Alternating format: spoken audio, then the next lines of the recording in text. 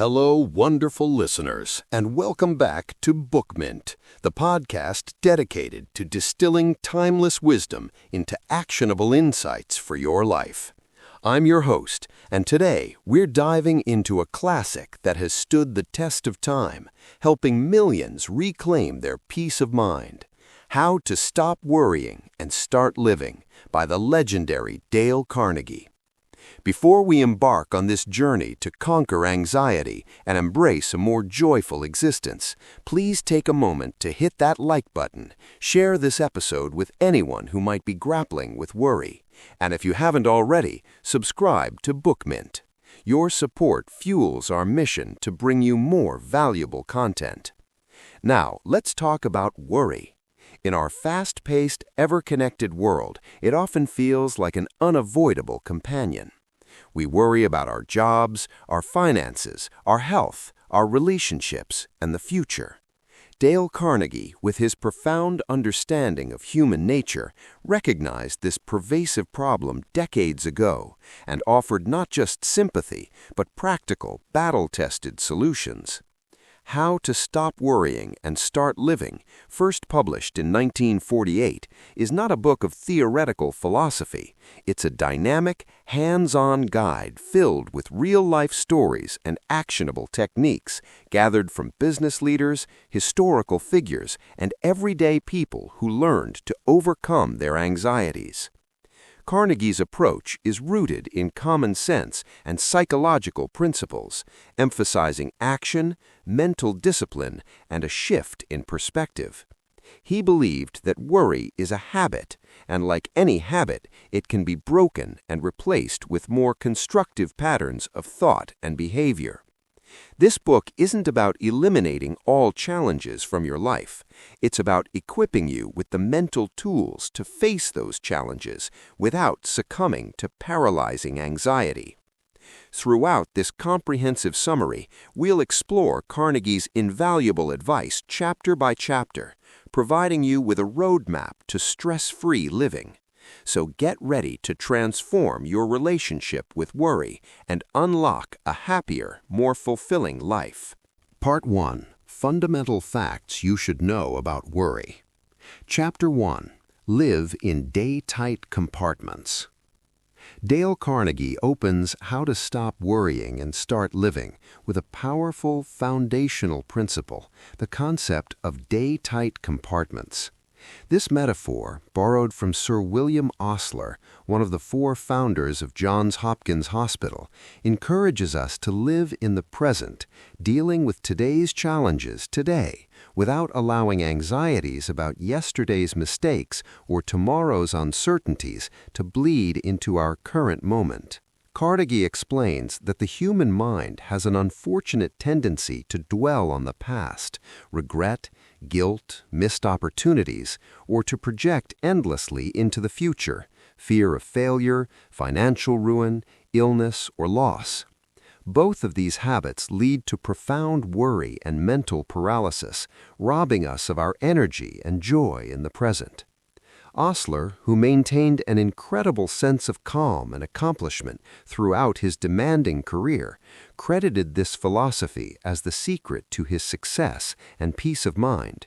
He literally meant to shut off the past and the future.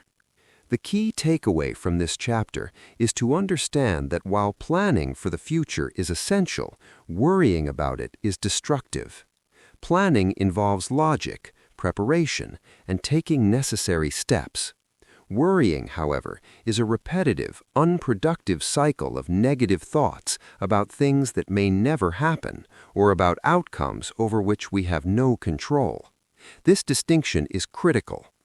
Carnegie urges readers to ask themselves, what is the worst that can possibly happen? Am I willing to accept the worst? How can I improve upon the worst? By confronting the worst-case scenario and mentally accepting it, much of the emotional charge of worry dissipates. Once that initial fear is addressed, the mind is free to rationally work on improving the situation. This process helps to compartmentalize the worry, keeping it contained rather than allowing it to contaminate every aspect of life. The chapter emphasizes the immediate benefits of this practice: reduced stress, increased focus, and a greater capacity to enjoy the present.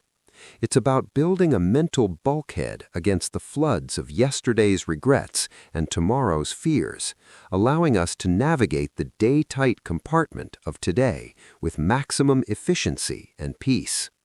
This fundamental lesson sets the stage for all the subsequent techniques in the book, advocating for a practical, present-focused approach to life. Chapter 2. What Worry May Do to You. In this sobering chapter, Dale Carnegie lays bare the devastating physical and psychological toll that chronic worry can inflict upon an individual.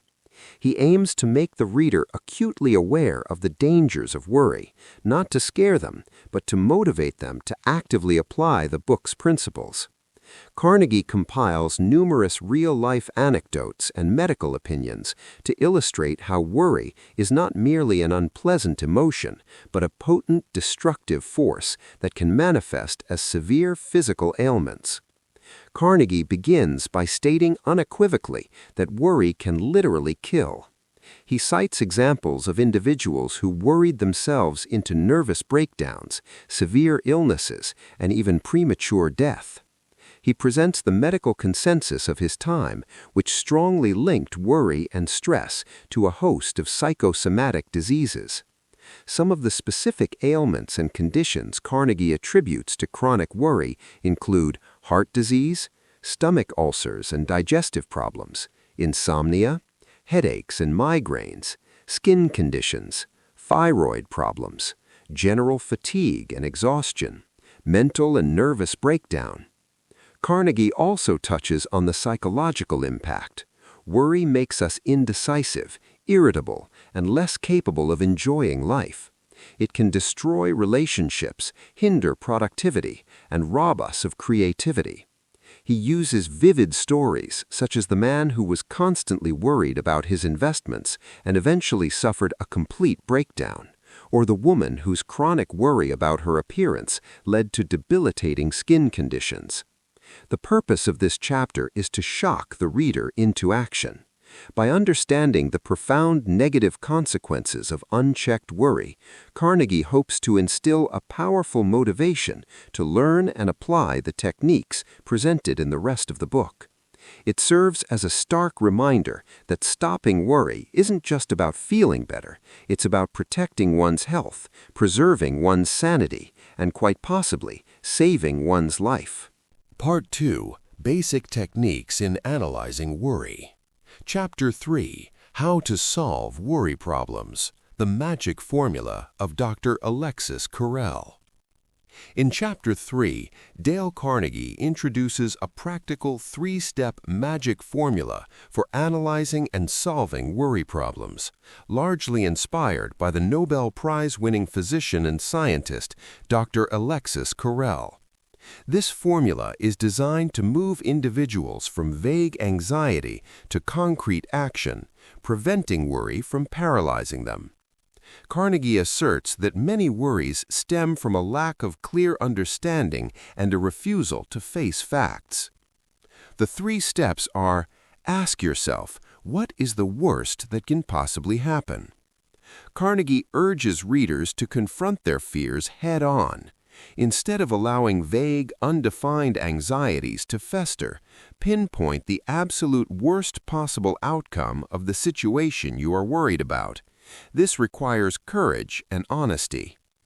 By articulating the worst-case scenario, you bring the amorphous fear into the light of day, making it tangible and therefore less terrifying. Often, the imagined worst is far more dreadful than the actual worst. Example: if you're worried about losing your job, the worst might be getting fired, losing income, potentially having to move, and feeling humiliated. Prepare to accept the worst if necessary. Once you've defined the worst outcome, Carnegie advises you to mentally prepare to accept it. This doesn't mean wanting the worst to happen, but rather achieving a state of emotional detachment where you acknowledge its possibility and can cope with it. This step is crucial because, as Carnegie explains, once you are willing to accept the worst, a strange psychological phenomenon occurs. You instantly wipe out all your vague fears and put yourself in a position where you can concentrate on your problem. The fear of the unknown often paralyzes more than the known misfortune itself. By accepting the worst, you remove its power to scare you and free up mental energy that was previously consumed by anxious resistance. Example: mentally say to yourself, "Okay, if I lose my job, I will face financial hardship. It will be tough, but I will survive. I will explore new opportunities, cut expenses, and adapt." Calmly proceed to improve on the worst. With the fear of the worst-case scenario neutralized by acceptance, your mind is now clear to think constructively. This step is about taking rational action to either prevent the worst from happening or, if it does, to mitigate its impact. This is where proactive problem-solving begins. Instead of worrying, you are now strategizing.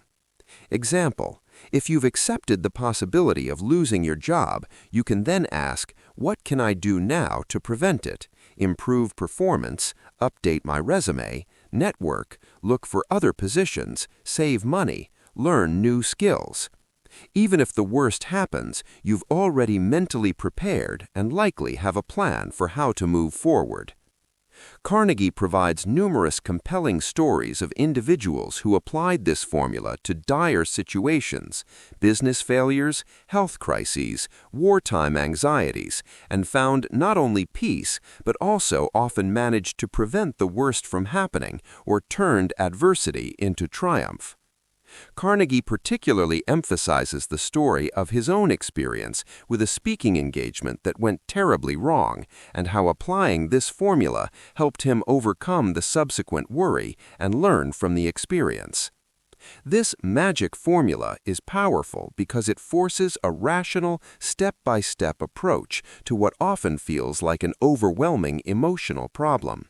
It transforms passive worry into active problem-solving, giving individuals a sense of control and efficacy over their lives, regardless of the circumstances. Chapter 4: How to Minimize Financial Worries.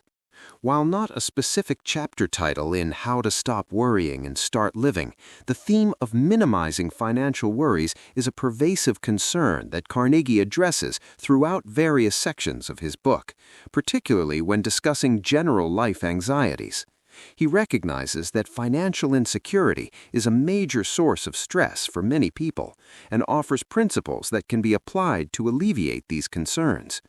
Carnegie's advice on financial worry isn't about getting-rich-quick schemes, but rather about sound psychological approaches to money management and perspective. Here are some of the key ideas he presents, drawing from various parts of the book. Face the worst-case scenario, Chapter 3 principle, apply Dr. Alexis Carrel's formula to financial worries. Ask, what is the absolute worst that can happen financially?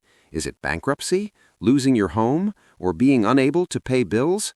Mentally prepare to accept this possibility. Once accepted, the fear often diminishes, and your mind is freed to rationally improve on the worst. This helps you move from panic to planning. Analyze and understand your finances. Many financial worries are vague. Carnegie advocates for clarity. Know your numbers. What are your exact income, expenses, debts, and assets? Create a budget. Many people worry because they don't truly understand their financial situation. Track spending. Understand where your money is going. This awareness is the first step towards control.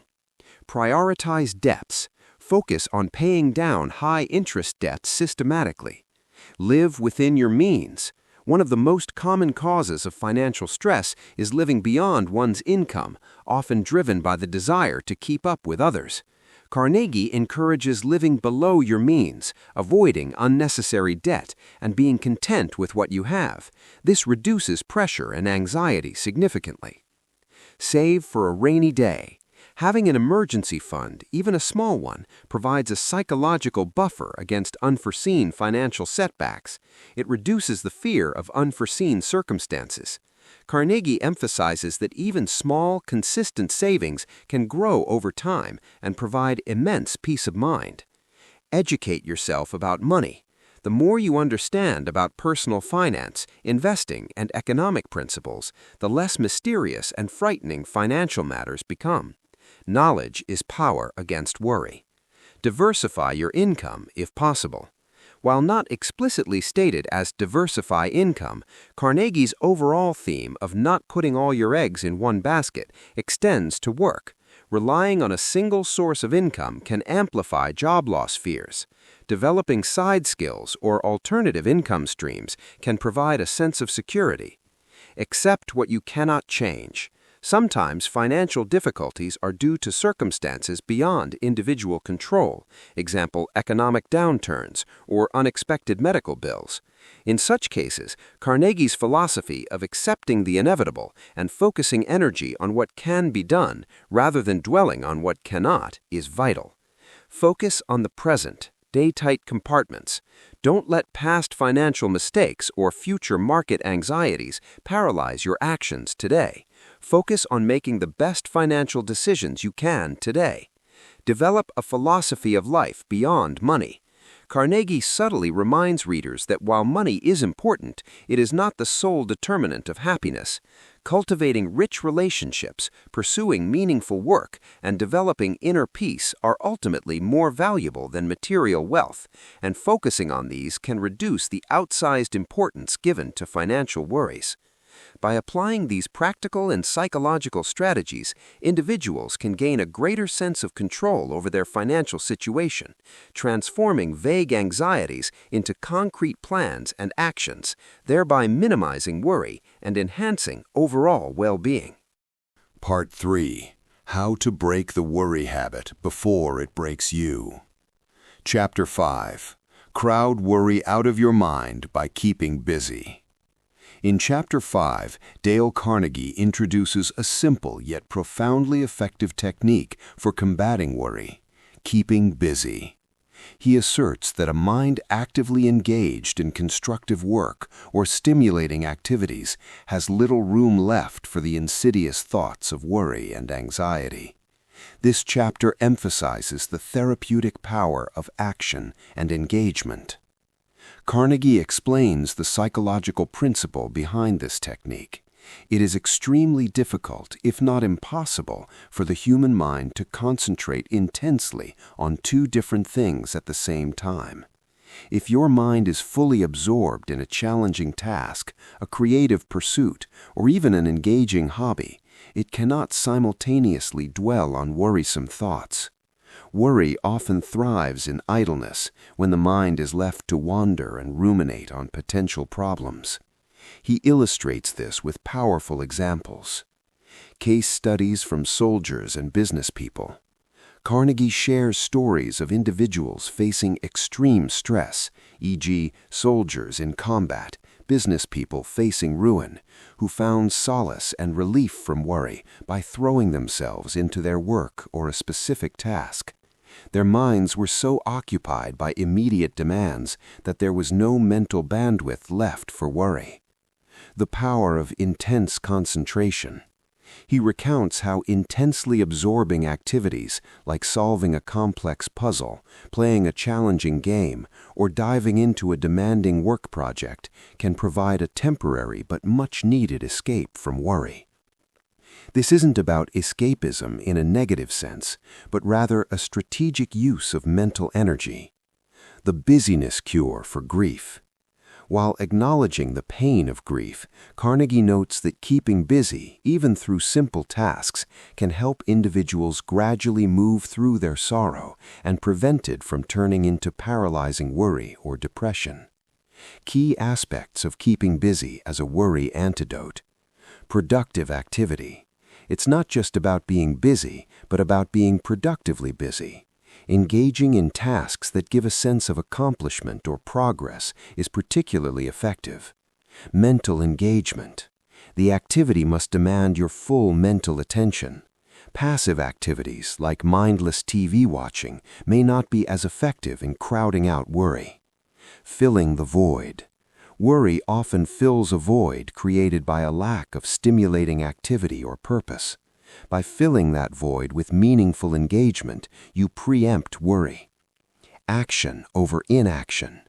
Worry often leads to paralysis. Keeping busy is a form of action, and action is the antithesis of worry. It creates a sense of control and moves you forward. Carnegie stresses that this technique is not a permanent solution for all types of worry, especially deep-seated psychological issues, but it is an immediate and effective first aid. It can provide crucial temporary relief, allowing the individual to gain enough composure and clarity to then apply other problem-solving techniques. By consciously choosing to immerse oneself in activity, one can break the destructive cycle of rumination and begin to regain control over their mental state, gradually replacing the habit of worrying with the habit of productive engagement. Chapter 6. Don't Stew Over Trifles. Chapter 6 delivers a vital message. A significant portion of our worry stems from trivial matters, trifles that hold little long-term importance yet consume vast amounts of our mental and emotional energy. Dale Carnegie urges readers to develop a sense of proportion, to differentiate between genuinely significant problems and minor irritations, and to stop allowing the latter to derail their peace of mind. Carnegie opens by recounting the poignant story of a woman who lost her son in World War II. After his death, she found herself filled with petty anxieties about insignificant things, trivial matters that she would have dismissed as absurd before her profound loss. This experience taught her a powerful lesson. True tragedy recalibrates one's perspective, making it clear how much of our everyday worry is wasted on the inconsequential. Key principles in Don't Stew Over Trifles. The worth of worry. Carnegie challenges readers to ask themselves, how much does this problem really matter, and what is the real value of this thing I'm worrying about? He suggests putting a time limit or a monetary value on the thing you're worried about. If it's less than, say, a minute of your time or $1, it's not worth worrying over. Focus on the big picture.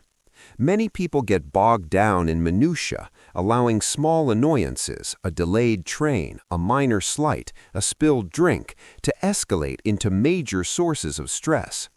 Carnegie encourages stepping back and viewing life from a broader perspective. The law of averages for annoyances. He points out that life is full of minor inconveniences. Expect them, and don't let them bother you unduly. If you let every small thing bother you, you'll be constantly worried. The emotional cost. Worrying over trifles has a cumulative emotional cost. It drains energy, leads to irritability, and can prevent us from focusing on genuinely important issues or enjoying the good things in life. Learning from experience. Carnegie cites numerous historical figures and ordinary people who learned this lesson through hardship. They realized that life's true challenges put petty worries into stark relief. Don't let the small stuff destroy your health. Connecting back to Chapter 2, he reminds us that even small, chronic worries can take a toll on physical and mental health. To apply this principle, Carnegie suggests conscious evaluation. When a worry arises, pause and consciously evaluate its actual significance. Is this truly important in the grand scheme of my life? Practice letting go. Deliberately choose to let go of minor irritations. It's a skill that improves with practice. Focus on gratitude. Shifting focus to what you are grateful for can naturally diminish the perceived importance of trifles. By cultivating a sense of proportion and choosing not to stew over trifles, individuals can free up immense mental and emotional bandwidth, reduce their overall stress levels, and direct their energy towards matters that truly warrant their attention, leading to a much more peaceful and productive life. Chapter 7. Don't Try to Saw Sawdust. Don't Try to Saw Sawdust is one of Dale Carnegie's most memorable and illustrative metaphors in How to Stop Worrying and Start Living. This chapter powerfully conveys the futility and destructive nature of dwelling on the past, particularly on mistakes, regrets, and things that are irrevocably over.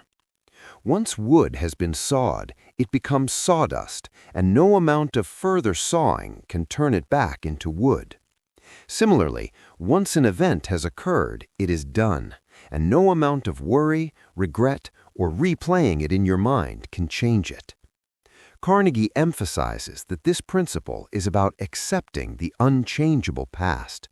He observes that a vast amount of human worry is spent agonizing over decisions made, words spoken, opportunities missed, or events that have already transpired.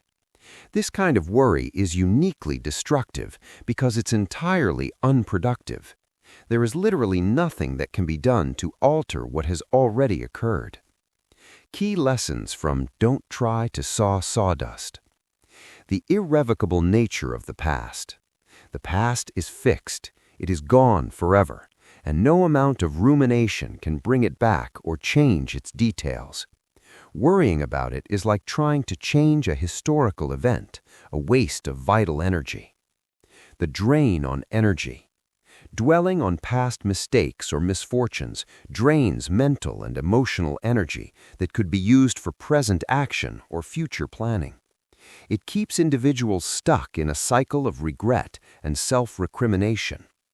Learning, not lingering. While it's crucial to learn from past experiences to avoid repeating mistakes, there's a clear distinction between constructive reflection and destructive rumination. Learning involves analyzing what happened, understanding lessons, and then moving forward.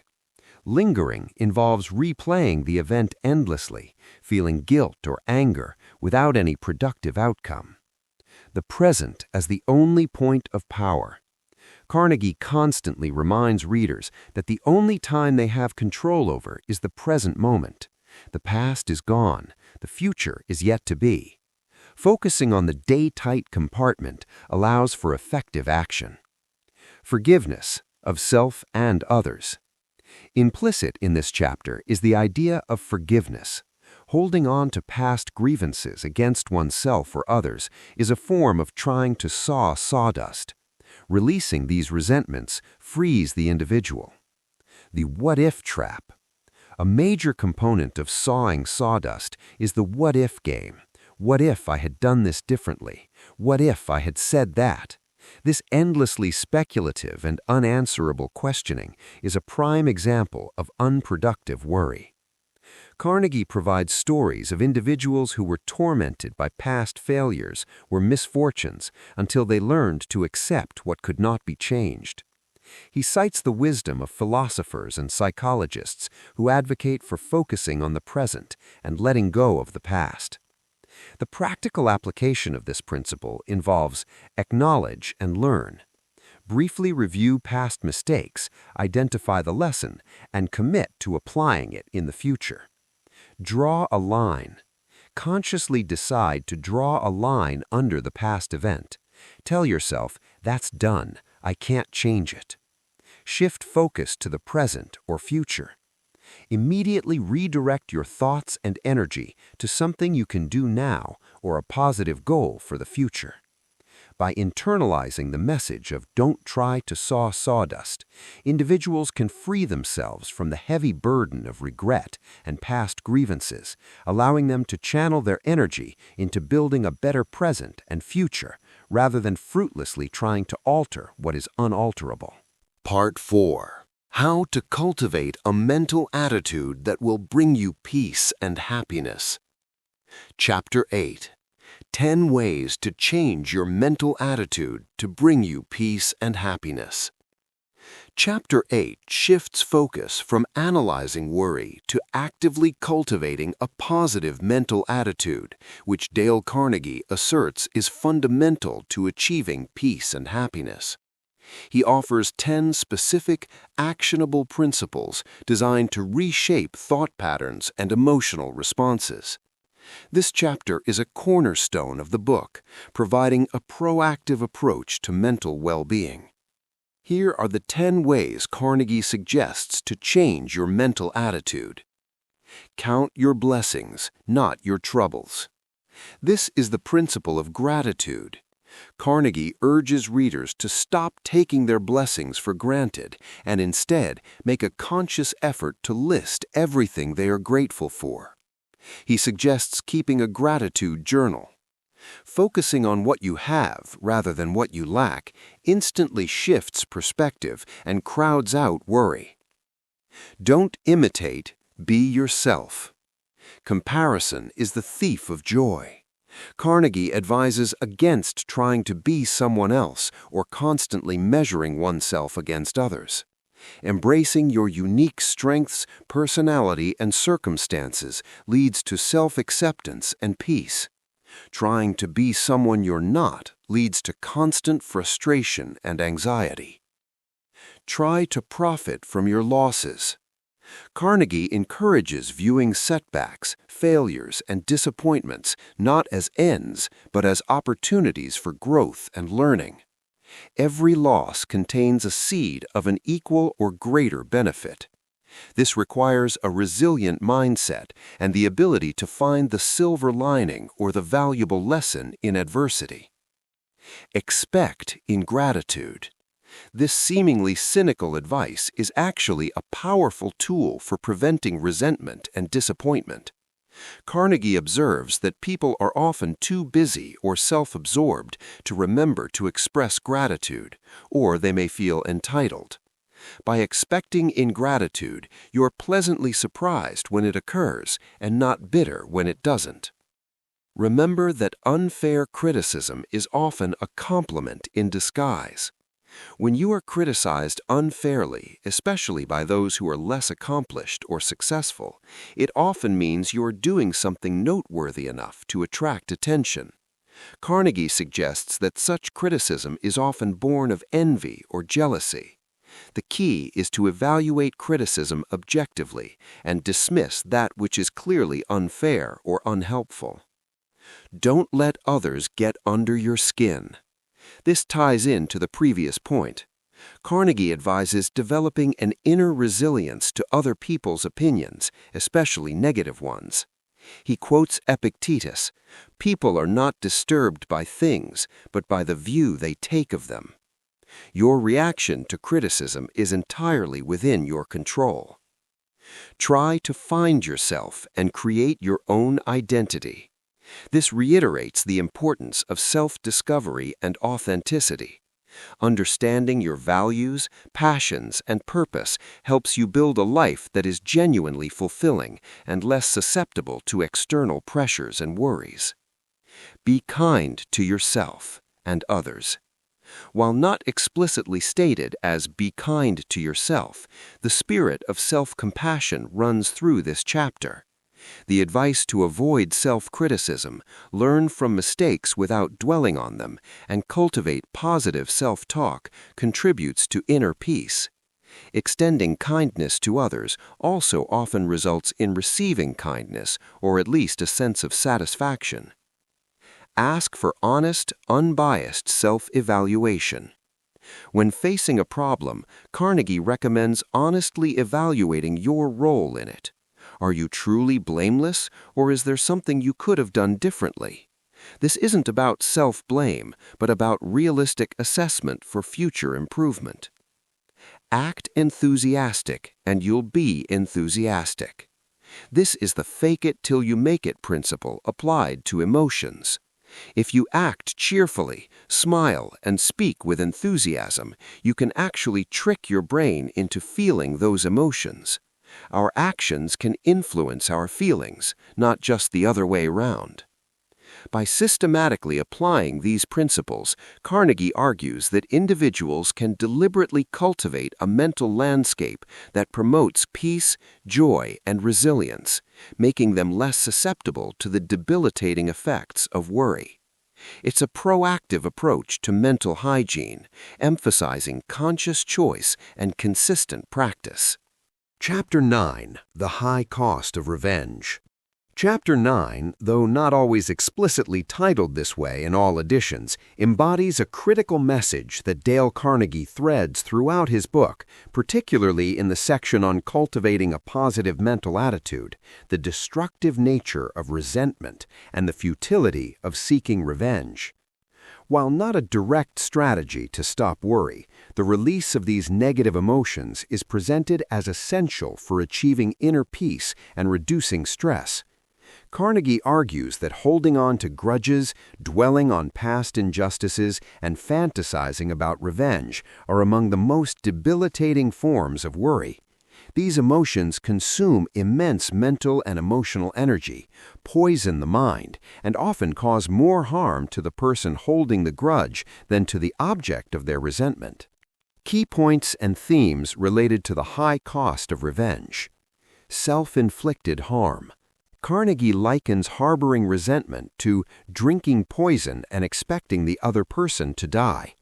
The bitter thoughts and emotions primarily affect the one who is angry, leading to stress, anxiety, bitterness, and even physical ailments, connecting back to Chapter 2. Wasted energy. The mental energy spent reliving an offense, planning retaliation, or simply stewing in anger is entirely unproductive. This energy could be channeled into constructive activities, personal growth, or finding solutions to current problems. Loss of joy. When a mind is consumed by hatred or a desire for revenge, there is little room left for joy, gratitude, or appreciation of life's blessings. It creates a dark cloud that overshadows everything positive. The unchangeable past, Sawdust principle. Often, grudges are held over past events that cannot be changed. Trying to get back at someone for something in the past is another form of sawing sawdust, futile and damaging. The power of forgiveness for oneself. Carnegie implies that forgiveness, while seemingly benefiting the offender, primarily liberates the offended. It's not about condoning the wrong action, but about releasing oneself from the emotional prison of resentment. This doesn't mean forgetting, but letting go of the need for the other person to suffer. Understanding human nature. He suggests that often people who hurt us are themselves hurting or acting out of ignorance, insecurity, or misunderstanding. Developing empathy can help detach from personal offense. No one ever gets even. Carnegie shares anecdotes where individuals spent years of their lives trying to exact revenge, only to find themselves more miserable and empty. True justice, if it exists, is often found in moving on and living a successful, happy life despite the wrongdoings of others. Focus on your own life. Instead of allowing others to dictate your emotional state through their past actions, Carnegie encourages focusing on building your own happiness and success. Living well is the best revenge, not because it punishes the other person, but because it frees you. This chapter, through its various illustrations, serves as a powerful reminder that inner peace cannot coexist with a heart full of bitterness and a mind preoccupied with revenge. By consciously choosing to let go of resentment and embrace forgiveness, individuals can reclaim their mental tranquility, conserve their emotional energy, and truly start living. Chapter 10. Expect Ingratitude. Chapter 10, or a section dedicated to this principle, presents Dale Carnegie's most counterintuitive yet liberating pieces of advice for maintaining mental peace. Expect ingratitude. This isn't a cynical outlook on humanity, but a pragmatic strategy to prevent disappointment, resentment, and the worry that comes from feeling unappreciated. Carnegie observes that a common source of worry and unhappiness stems from our expectations of gratitude. We do good deeds, extend favors, provide support, and then feel hurt, angry, or resentful when our efforts are not acknowledged or appreciated. This reaction, he explains, is natural but ultimately self-defeating. Here's why Carnegie advises expecting ingratitude. Human nature. He argues that ingratitude is simply part of human nature. People are often too busy, too self-absorbed, too forgetful, or too unthinking to pause and express thanks. Some may even feel entitled to the help they receive. Children are a prime example. Children, being naturally self-centered, rarely express gratitude unless explicitly taught and reminded. They expect things to be done for them. Carnegie uses this example to illustrate the fundamental human tendency. Historical precedent. He points to historical and religious texts, noting that even Jesus expressed disappointment at the ingratitude of the 10 lepers he healed. This suggests that ingratitude is an ancient and pervasive human trait. Preventing bitterness. If you expect people to be ungrateful, then when they are, you won't be surprised or disappointed. Instead, you'll be mentally prepared. And when someone does show gratitude, it becomes a pleasant bonus rather than an expected due. This dramatically reduces the potential for bitterness and resentment, which are major sources of worry. The joy of giving. Carnegie encourages individuals to find satisfaction in the act of giving itself, rather than in the expectation of a return. When you help someone, do it because you want to, because it aligns with your values, or because it makes you feel good to contribute. The reward is in the doing. The unspoken contract. Many people feel as though there's an unspoken contract when they do something for another person. I did this for you, now you owe me gratitude or a favor. When this unspoken contract is violated, worry and anger arise. By dropping the expectation, you dissolve this contract. Focus on your actions, not their reactions. This principle empowers you to control your own actions and motivations. You can choose to be kind, generous, and helpful, regardless of how others respond. Your peace of mind should not be dependent on their behavior. Carnegie shares stories of individuals who learned this lesson, often through painful experiences of feeling used or unappreciated.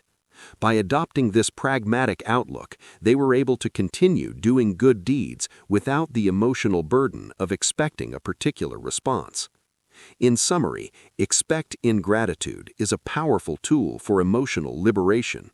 It frees you from the trap of external validation for your good deeds, allowing you to give freely, live with less resentment, and thereby significantly reduce a common source of worry and unhappiness in your life. Part 5. How to Conquer Worry. Chapter 11. Remember the Law of Averages. Chapter 11, Remember the Law of Averages, is a powerful antidote to worry rooted in improbable fears. Dale Carnegie encourages readers to apply statistical thinking to their anxieties, realizing that many things we worry about happening are highly unlikely to occur. This chapter is about using logic and probability to dismantle baseless fears. Carnegie observes that a significant portion of our worry is spent on things that, statistically, have a very low chance of coming true. We often catastrophize, imagining the worst possible scenario without considering how frequently or infrequently such events actually happen. Key principles of the law of averages in relation to worry. Probability versus fear. Our emotions often exaggerate the likelihood of negative events. The law of averages helps us recenter our perception on objective probability. Just because something can happen doesn't mean it will happen or that it's even remotely likely. The unlikely calamities. Carnegie gives striking examples. Air crashes. While terrifying, air travel is statistically safer than driving a car, yet many people fear flying more. Rare diseases. We worry about contracting rare diseases or suffering bizarre accidents when the vast majority of our lives are uneventful. Specific worries. He tells stories of people who worried excessively about very specific, improbable events. Example, losing all their money in a highly unlikely market crash or being struck by lightning. Why worry? Question. Carnegie encourages asking, what are the actual odds of this happening? He suggests that most of the calamities we anticipate never materialize. Focus on what is likely and controllable. If something has a 99% chance of not happening, why spend 100% of your time worrying about it? Past experience as a guide. Look back at your own life. How many of your worst worries actually came true? For most people, very few. This personal law of averages can be reassuring. The power of statistics. While emotions are powerful, objective statistics can sometimes override their irrational sway. By grounding our fears in reality, we can diminish their power. Overcoming obsessive fears. For those prone to obsessive or highly specific fears, consciously applying the law of averages can be a useful cognitive tool to challenge and reframe these thoughts. Not dismissing real risks. Carnegie is clear that this isn't about ignoring real risks or failing to plan. If there's a legitimate, high-probability risk, then prudent action is required. This chapter is specifically aimed at the irrational fears that consume mental energy for no productive purpose. To apply this principle, when a worry arises, pause and ask yourself, based on all available information and past experience, how likely is it that this will actually happen? By doing so, you move from an emotional reaction to a logical assessment, often finding that the monster in your mind is far less menacing in the light of probability. Remembering the law of averages helps individuals reclaim their peace of mind from the tyranny of unlikely what-ifs. Chapter 12. Cooperate with the Inevitable. Cooperate with the inevitable is a profound and perhaps one of the most challenging pieces of advice in How to Stop Worrying and Start Living. This chapter emphasizes the importance of acceptance when faced with circumstances that are utterly beyond our control. Dale Carnegie argues that resisting the inevitable only prolongs suffering and consumes valuable energy that could otherwise be directed toward adapting or finding new paths. Carnegie draws inspiration from philosophical traditions, particularly Stoicism, which teaches the distinction between what is within our power and what is outside of it. He states that much of our worry and unhappiness comes from fighting against reality, from wishing things were different when they simply aren't. Key principles of cooperating with the inevitable. Acceptance, not resignation. This isn't about giving up or becoming passive. It's about a clear-eyed recognition of reality. Acceptance means acknowledging the facts of a situation without emotional resistance. Resignation often implies defeat and despair. Cooperation implies a proactive adjustment to circumstances. The unchangeable. Identify what truly cannot be changed. Is it a past event? An unalterable characteristic of another person? An illness? A natural disaster? Or a deeply entrenched situation? Once something is genuinely beyond your control, struggling against it is futile. Conserving energy. Fighting the inevitable is a massive drain on physical and mental energy. Carnegie illustrates this with stories of individuals who wore themselves out in fruitless battles against circumstances they couldn't alter, only to find peace once they accepted their fate. Finding meaning in adversity. While challenging, cooperating with the inevitable often forces us to adapt, to discover new strengths, and sometimes even to find new purpose. He highlights individuals who, after accepting a profound loss or setback, went on to build fulfilling lives in unexpected ways. The Serenity Prayer. While not explicitly mentioned in this chapter, the essence of the Serenity Prayer, God grant me the serenity to accept the things I cannot change, the courage to change the things I can, and the wisdom to know the difference, perfectly encapsulates Carnegie's message here. Make the best of what you have. If you cannot change a situation, then the most constructive approach is to make the best of it. Find opportunities within limitations, focus on what remains positive, and adapt your goals. The power of emotional detachment. Sometimes a degree of emotional detachment from an unchangeable situation is necessary for peace. This doesn't mean indifference, but rather refusing to allow the unchangeable to consume your emotional well-being. Case studies. Carnegie shares poignant stories, such as the woman who lost her ability to walk and after a period of despair, cooperated with her new reality to become a successful writer.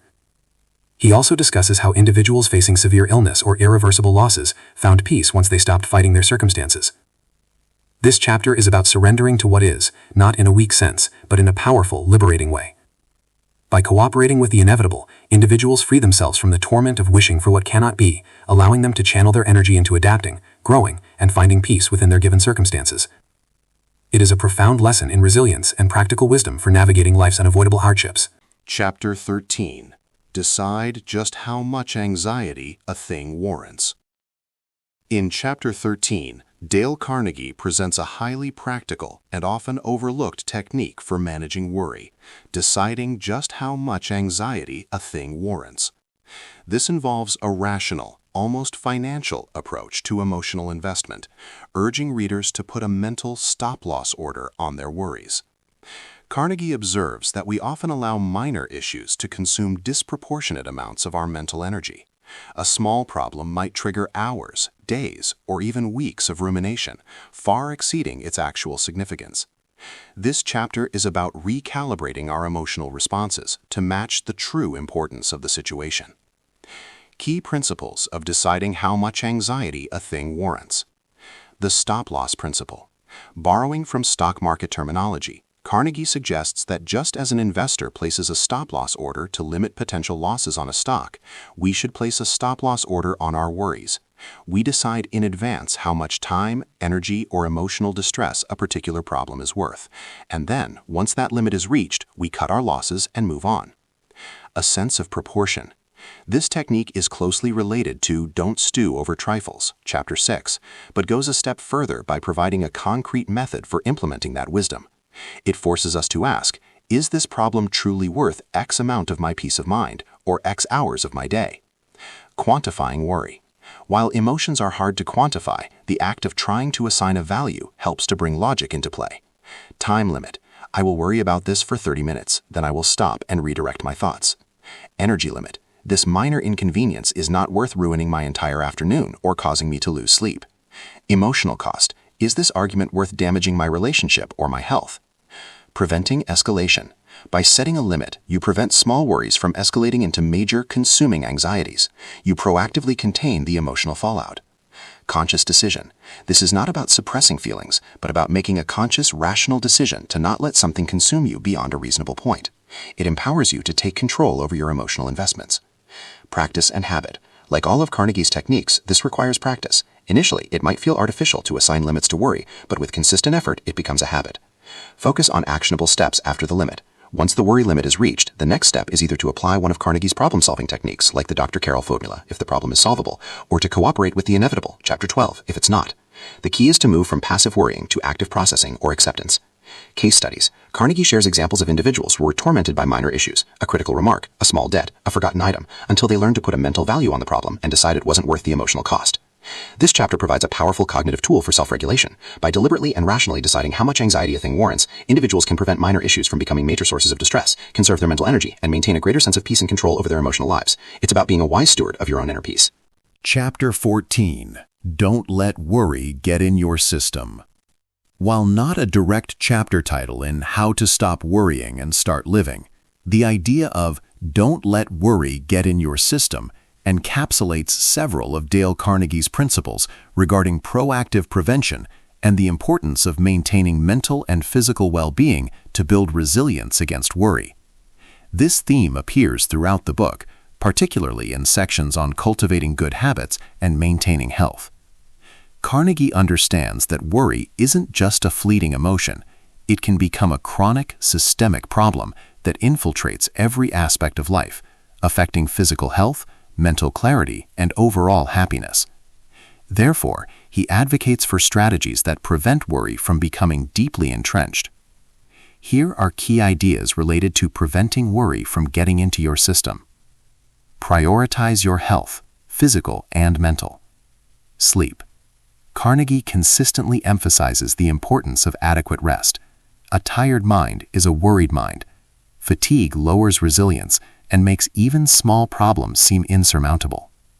Nutrition. A healthy diet contributes to a stable mood and better energy levels, making one less susceptible to anxiety. Exercise.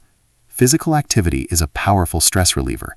It releases endorphins, reduces tension, and provides a healthy outlet for pent-up energy that might otherwise fuel worry.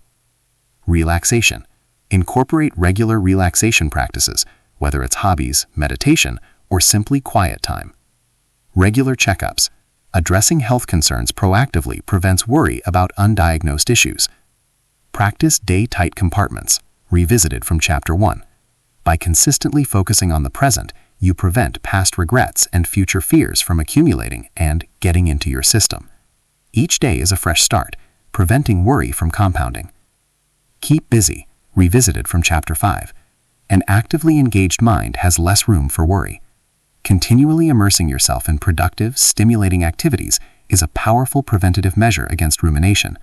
Idleness is a breeding ground for anxiety. Develop a worry hour, Carnegie's specific technique. If worries persist, instead of letting them nibble at you all day, designate a specific 10 to 15-minute worry hour each day. During this time, allow yourself to worry freely about anything and everything. The rest of the day, if a worry pops up, consciously postpone it until your worry hour. This trains your mind to contain worry rather than letting it spread throughout your day. Often, by the time the worry hour arrives, many concerns no longer seem as urgent. Cultivate a philosophy of life, revisited from Part 4. Adopting a positive mental attitude, practicing gratitude, avoiding resentment, and accepting the inevitable are all ways to build an inner framework that resists worry. These principles act as a mental immune system. Avoid unnecessary rushing and haste.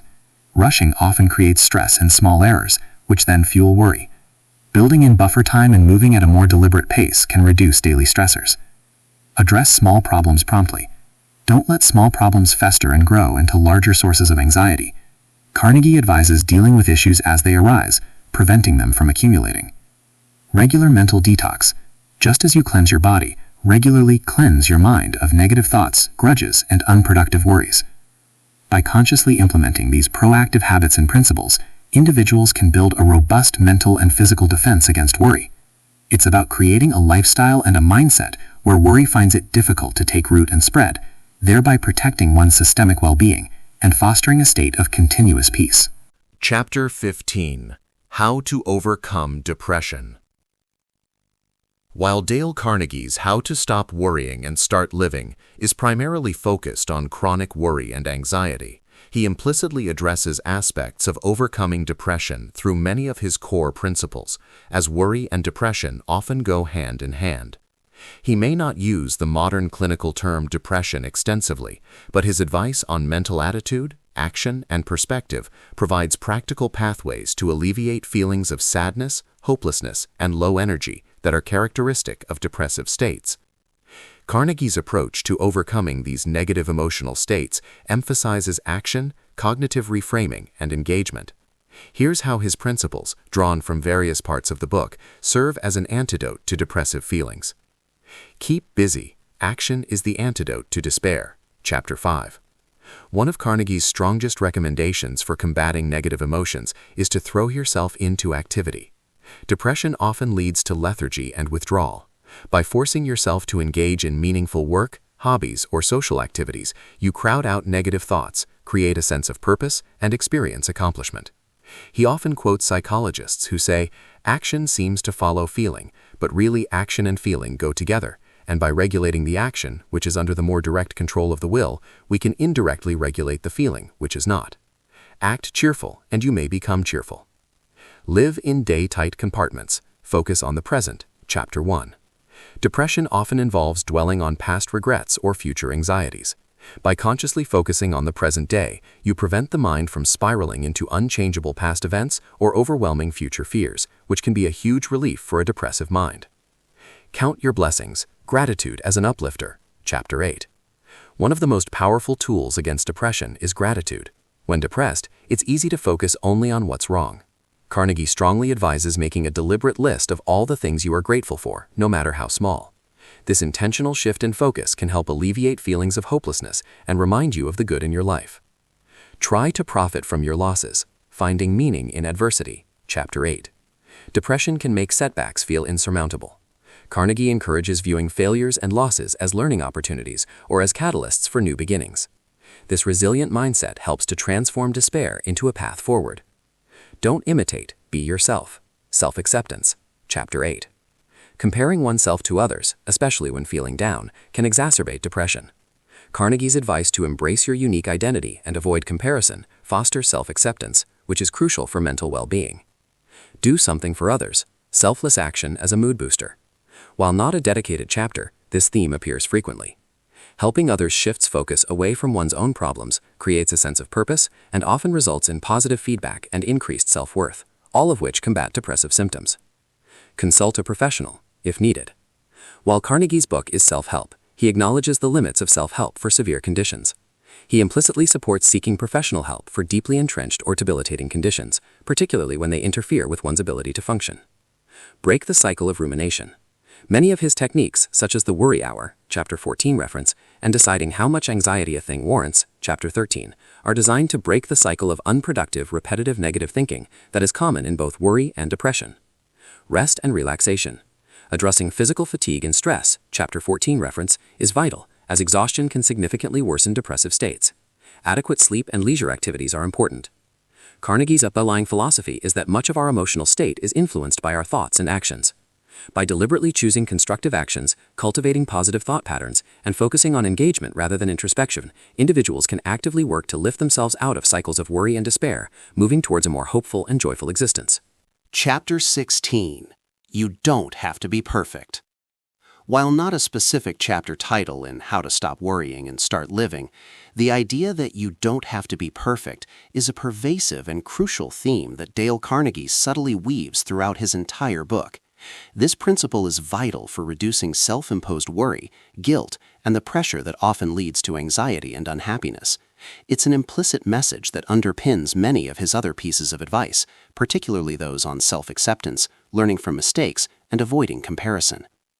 Carnegie understands that a significant source of worry for many individuals stems from perfectionism, the constant drive to meet impossibly high standards, the fear of making mistakes, and the belief that anything less than flawless performance is a failure. This relentless self-criticism and fear of imperfection are deeply antithetical to a stress-free existence. Here's how the "you don't have to be perfect" theme is reflected in Carnegie's work. Learning from mistakes, not dwelling on them. Sawdust Principle, Chapter 7. Carnegie strongly advises against agonizing over past mistakes. While he encourages learning from them, he firmly states that once an event is over, it cannot be changed. The perfectionist, however, will endlessly replay errors, engaging in self-flagellation. By letting go of the past, you implicitly accept that you are fallible. Don't imitate, be yourself. Chapter 8.